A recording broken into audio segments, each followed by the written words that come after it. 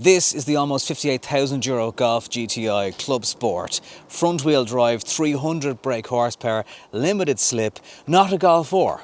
But you probably already knew that by now. So the big questions are, what makes this car different to a standard GTI? Well, decals down the side. Jury's going to be in or jury's going to be out on that. Up to you, personal thing. This has upgraded alloy wheels. They're not the standard, they're about a €900 option. Not the most expensive wheels you can get. This classic by now GTI strip on the front, that lights up at night time, but kind of from the front. I'm not sure you'd notice any major difference between the standard GTI and this one. We've got some IQ headlights, massively bright. They shift direction depending on the way the steering wheel turns when you're on the move. Little bits of red here. Really obvious thing is the massive boot spoiler on the Clubsport. So that's one of the things you're paying extra for over the standard car, and that's how you'll tell a Clubsport over the standard. You can't miss it. And the GTI badge is red, but that's not necessarily a different thing from the Clubsport over the standard car. Even though this is a performance car, some people get very upset if you don't mention the boot. So here you go.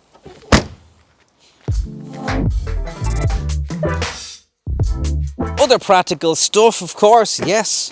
You can get 2 child seats into the back of the car, and there's a reasonable amount of legroom. And in this version of the GTI, you'll get climate control, which is digitally controlled independently in the back of the vehicle. And there's privacy glass, and the windows go down, although not all the way. They go down to about there.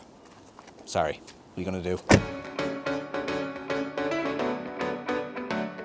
Some of the safety tech you'll get as standard is cross traffic monitoring in the back of the car and blind spot, which is really, really helpful. So they're Clubsport stuff that comes as standard. Let's jump into the front. There's a few short things to discuss.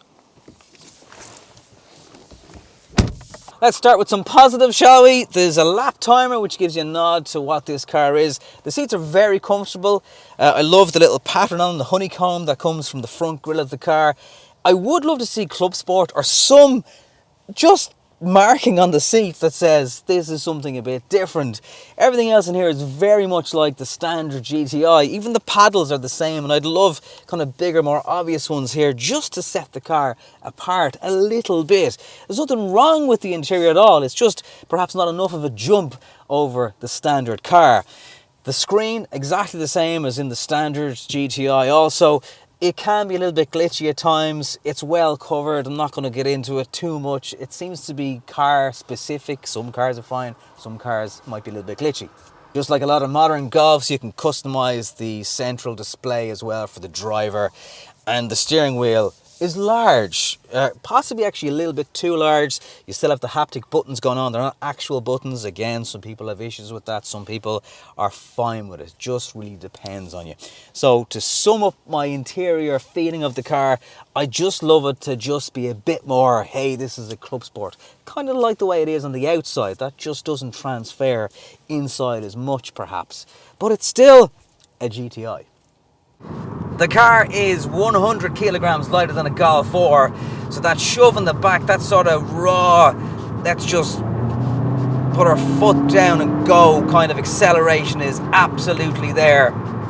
I do think that the front wheel drive combined with 300 brake horsepower has something to do with that, because you just feel like you've got to hold on a bit tighter. Now, torque steer, certainly in these dry conditions, don't seem to be posing a problem. It was a cold morning a few days ago, about 3 degrees, and pulling away from a set of traffic lights I got quite a bit of wheel spin. There's Bridgestones on this car. There's barely 3,000 kilometers, so they can't be that worn, and maybe a change of tire brand might be some of a solution there to some of the wheel spin.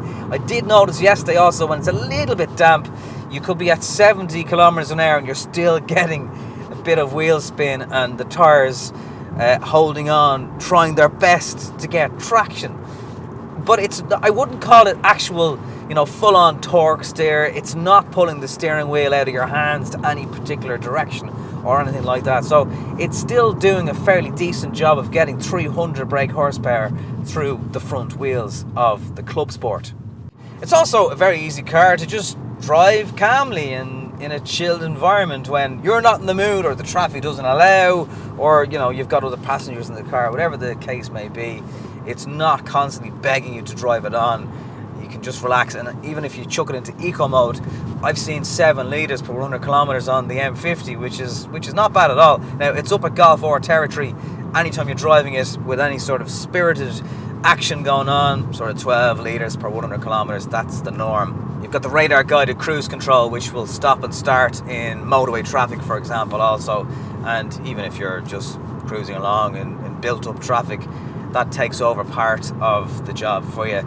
They're kind of tech bits that you'll get on the Clubsport as standard, stuff that's missing on the standard GTI, for example, some of those bits anyway. I still don't get any pops and bangs, even in sport mode. You know, you lift off the accelerator and there's no none of that going on, same as the GTI. It is a bit more civilized compared to, let's say, the Megane RS and the Civic Type R. But this is a car that is probably more livable with on a daily driving basis compared to both those cars. The Civic is tame enough when you want it to be, but it just looks so unusual.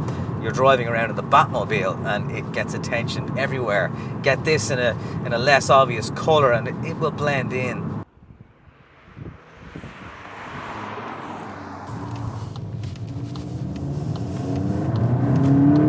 And just on hard acceleration there now, you can feel the wheel pulling a little bit, and it feels like the wheels are going a little bit this way when you're trying to go straight.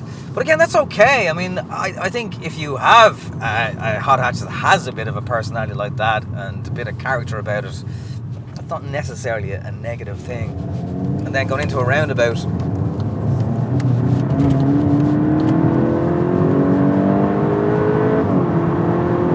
you know, it is bat out of hell stuff. It will absolutely take you off in a straight line. As soon as you get the chance and you open up the accelerator, you've got to keep an eye on the right foot if you want to hang on and keep your license clean.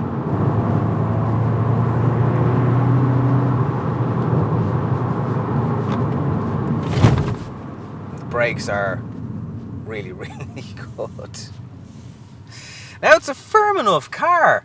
As I get a chance to just reflect here, the set of traffic lights, there is a throaty enough hum off the exhaust, and like any hot Volkswagen, you can go into the settings on the touchscreen and dial up the exhaust sound a bit more.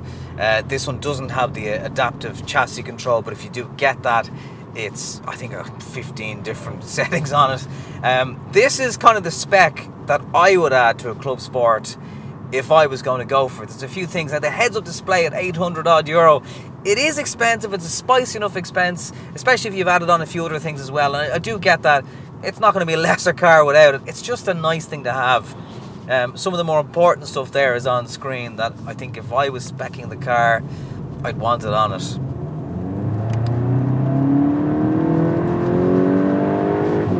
You know, there is still a lovely, lovely engine sound off it.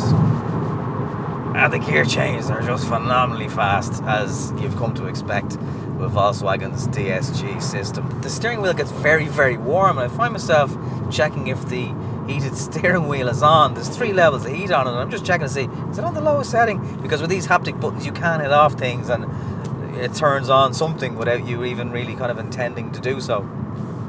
But look, it is a fantastically easy car to drive. It's a quick car to drive. I don't know if cold or wetter weather, if you're living somewhere that the weather is generally poor, the R might be the car for you versus the Clubsport. But I think in a few years to come, this is going to be the GTI, certainly over the standard one, that just will sell that bit quicker because it's the Clubsport. And maybe because it's still a GTI, whereas the Golf R technically isn't, obviously, a GTI. So this might be the one that's most sought after. Only time's going to tell with that. So is it massively different to the GTI? Well, externally a little bit. Internally, yeah, there's some weight saving going on. And does it feel any... there's more urgency to it. Does it handle any differently? I can't say it does. It's more the aesthetics really, and a little bit of weight saving that will be a reason why you'd go for this over the standard car. If you've bought one of these cars, you're in for a treat. I know some of you have commented below who are waiting on deliveries of them. Enjoy them. And equally, if you've managed to get a Golf GTI, don't feel that you're having a massively inferior car.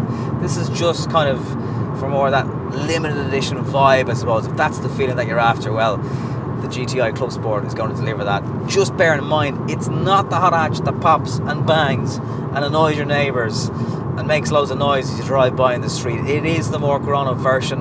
It has that kind of consistency across the GTI range, and the Clubsport is no different. Is it worth the significant jump over the standard GTI? That's going to be a subjective thing. There's no doubt it is an expensive car, but it will provide all the thrills that you need a hot hatch to. It's so practical. It's going to be pretty rare on roads, and I actually would imagine that this car will hold its value a little bit better over a standard Golf GTI. There's tons of ways to support the channel. If you've got one of these cars, simply comment below and tell us your experiences of it. Also, if you've got a Golf R, you can buy stuff down below. You can sign up on Patreon. You can tip us on PayPal, whichever you'd like to do. Just subscribe, if nothing else, because we'd love to get to 20,000 subscribers as soon as possible. Thank you very much for watching.